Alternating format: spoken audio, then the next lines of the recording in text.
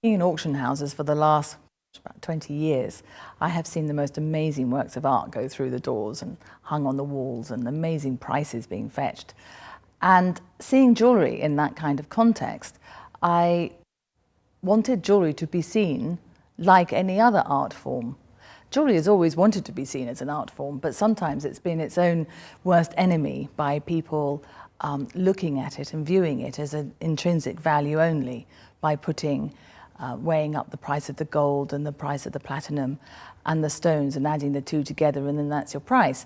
Now, some jewellery, it does warrant that kind of treatment, but there's an awful lot of jewellery that has the most amazing artistic value, which should be recognised and achieve prices that are more in commensurate with works of art that you would hang on the wall. When there is a downturn in the market, historically jewellery has done very well. And I think that's because people feel that they want to take something that they can put in their pocket, rather than, they can't take a house, or when they're not sure if they're going to have any money left in their bank account.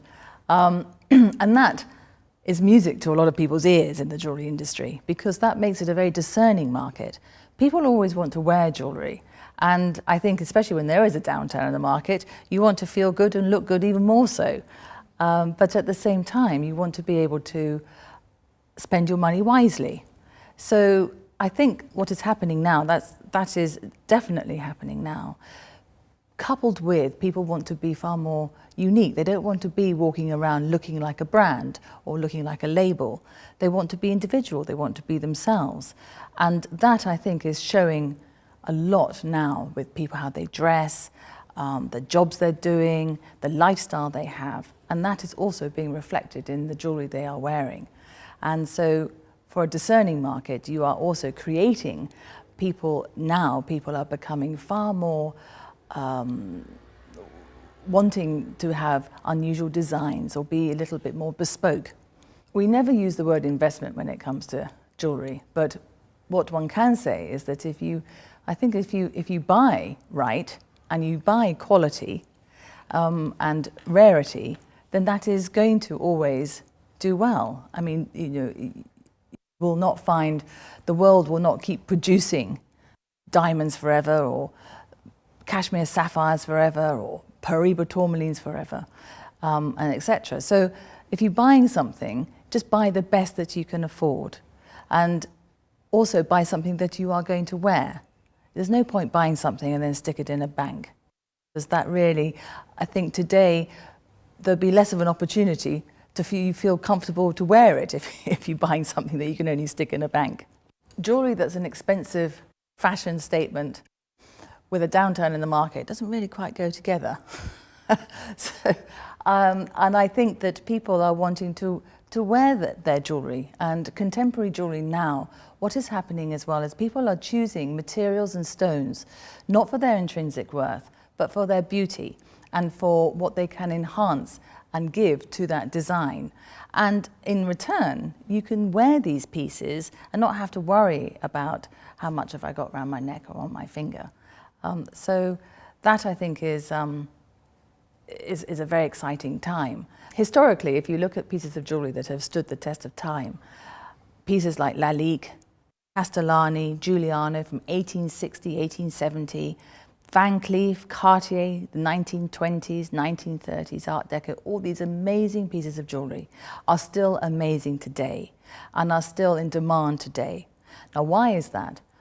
Because they are well crafted, they are well made, their design content is fantastic, the attention to detail is amazing, and also when you look at these pieces of jewellery, they don't remind you of anything else or anyone else.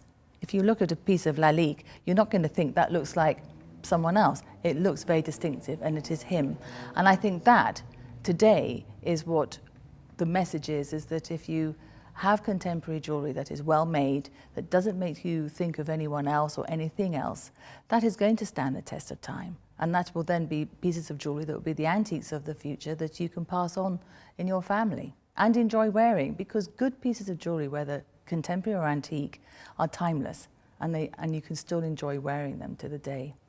What is happening today is that you have got yes, a wealth of technology there to help you. Laser welding, CAD machines, which are all fabulous. And I think the key today is to use them as a tool, but not instead of.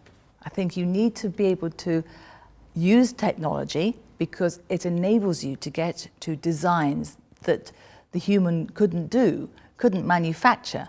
But at the same time, if you use the artistic talents and craftsmanship of goldsmithing as well, put the two together, then you've got quite a powerful tool. And you'll have jewellery, which is, again, going to be very distinctive and very unique. I think what is happening with jewellery is that people are using different materials with different coloured stones, and that, to me, I think is very exciting. I think it's very challenging, using diamonds with iron, aquamarine with copper, resin with pink sapphires. So I can see that materials used are being quite diverse and being quite very original, the compositions between the two. And I think that's very exciting. Titanium is being used a lot more, and I think that's a very exciting metal because you can anneal it to all these beautiful, wonderful colours, and it's incredibly strong. I mean, they make aircraft out of titanium. And Paraiba tourmalines, these electric blue tourmalines, which are just fabulous, and pink stones, kunzites, spodumines, all really amazing stones, which are getting more recognition, I think. People are using these stones much more than ever before. And peridots, I mean, it's fantastic, it's great, it's a really exciting time. What's quite interesting, looking at the younger generation, is that vintage seems to be coming in to people's dress. The floral patterns, femininity, feminine, yet floral, colours, greys and pinks, lilacs, green and purples, very interesting colours. And I think with that, jewellery, there's a lot of designers that I see that are being inspired by the past, yet being able to adapt it to the contemporary look. And so I'm finding there's a lot of long chains, sort of the hippie, little bit sort of the hippie era, but also there seems to be, people are wearing jewellery that really means something to them, sort of like a little talisman or like charm bracelets, but having a lot of different charms on one necklace. I see a lot of people wearing that.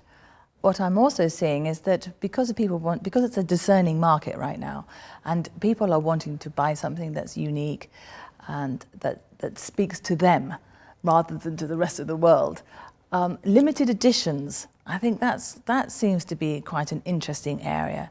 People quite like the idea that they've got one and there's only 50 similar out there. And I think that's something that I think we're going to see more of. I have a very privileged job by not actually being part of one jeweler, or I don't make it myself, I don't sell a particular style or piece. So I have got a great overview of what is around in the world of jewellery.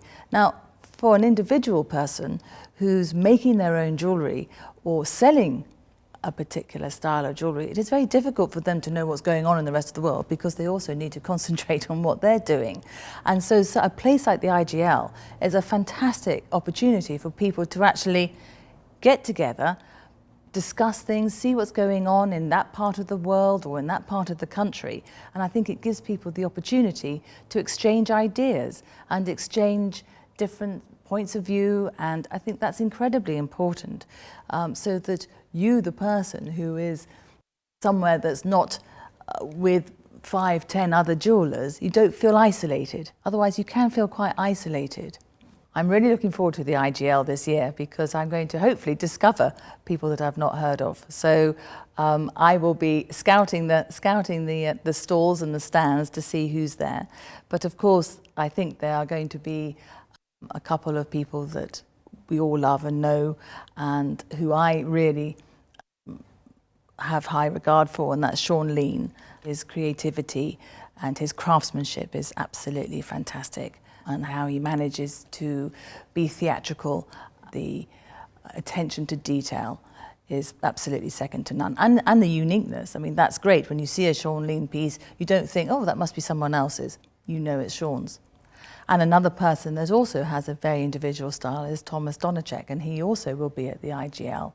And I think he too has great creativity and is moving in a very interesting and exciting direction.